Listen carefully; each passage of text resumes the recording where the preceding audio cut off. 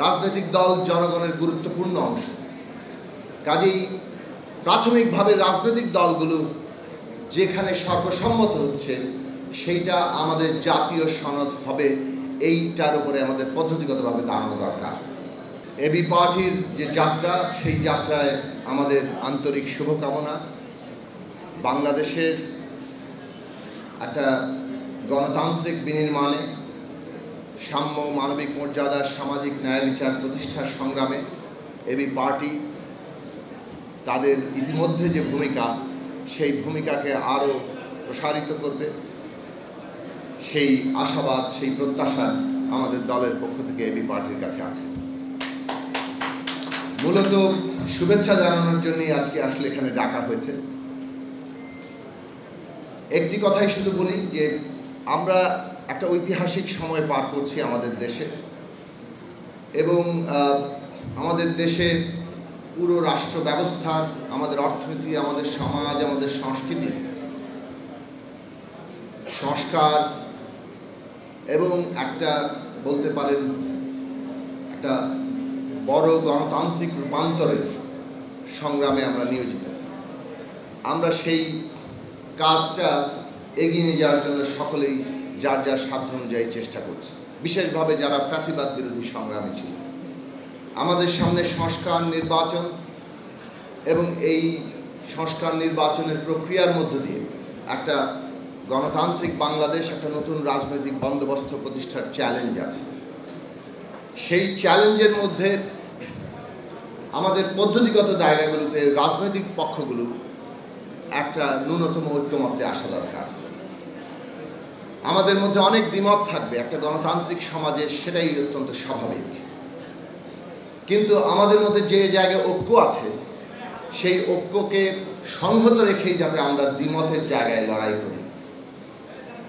আজকে বাংলাদেশ এমন একটা চ্যালেঞ্জের মুখে, যেখানে একটা গণতান্ত্রিক রূপান্তর ঘটানোর জন্য জনগণের প্রতিনিধি আকারে রাজনৈতিক দলগুলো, যদিও রাজনৈতিক দল মাত্রই একমাত্র জনগণের প্রতিনিধি নয়, কিন্তু রাজনৈতিক দল জনগণের গুরুত্বপূর্ণ অংশ।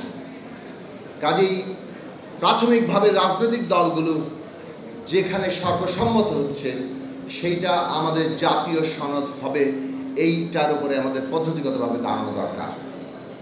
আমাদের যেখানে দ্বিমত আছে, সেই দ্বিমত নিয়ে আমাদের জনগণের কাছে যাওয়া দরকার।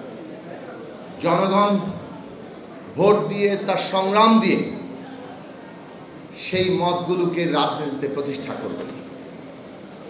এই পদ্ধতিগত জায়গায় যদি আমরা গ্রহণ করতে পারি, তাহলে আগামী নির্বাচন কবে হবে এই নিয়ে বিতর্কের অবসান ঘটবে।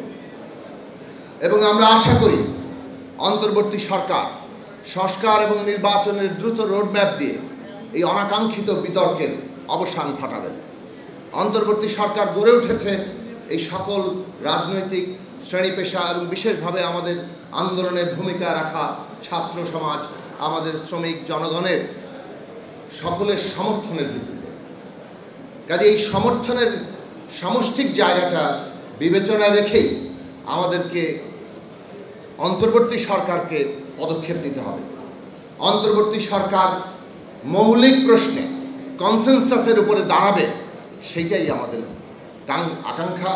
সেই জায়গা যাতে তারা সব ক্ষেত্রেই মেনটেন করেন, সেটা জাতীয় স্বার্থ হোক, এই ভূ রাজনৈতিক পরিবেশে মানবিক করিডোর দেওয়ার মতো সিদ্ধান্ত হোক, অথবা আমাদের দেশে সংস্কার, নির্বাচন এবং আগামী নির্বাচন কিভাবে হবে সেই প্রশ্ন নিয়ে হোক। শেষে এই কথা বলি, জনগণের ম্যান্ডেটই আসল কথা। কাজে আমরা যা সংস্কার করব, যা রূপান্তর করব, শেষ পর্যন্ত যেহেতু জনগণই বাংলাদেশে কিংবা একটা রিপাবলিকে ক্ষমতার কেন্দ্র, সেই জনগণের ম্যান্ডেট গ্রহণ করতে হবে। আজকে যাই সংস্কার হোক না কেন, শেষ পর্যন্ত জনগণের ম্যান্ডেট নিয়ে তাকে র্যাটিফাই করতে হয়। এটাই যে কোনো রিপাবলিকের পদ্ধতি। কাজেই আগামী নির্বাচন জনগণের ম্যান্ডেট নিতে হলে যে মৌলিক সংস্কারের কথা আমরা বলছি, সংবিধানের মৌলিক সংস্কার, ক্ষমতা কাঠামোর মৌলিক সংস্কার, সেই সংস্কার করতে হলে সংবিধান সংস্কার সভার নির্বাচন এবং আগামী জাতীয় সংসদ নির্বাচন একসাথে করে জনগণের ম্যান্ডেট নিয়ে বাংলাদেশের গণতান্ত্রিক রূপান্তর ঘটানো, সেটাই হবে আমাদের জন্য টেকসই একটা রাজনৈতিক পন্থা। এই কাজে আমরা ন্যূনতম ঐক্যমত্যে পৌঁছাবো, ঐক্যমত্যই হবে আমাদের পথ পরিক্রমা, এবং এবি পার্টি সেই ঐক্যমত্য তৈরিতে তাদের ভূমিকা রাখবে, সেই আশাবাদ রেখে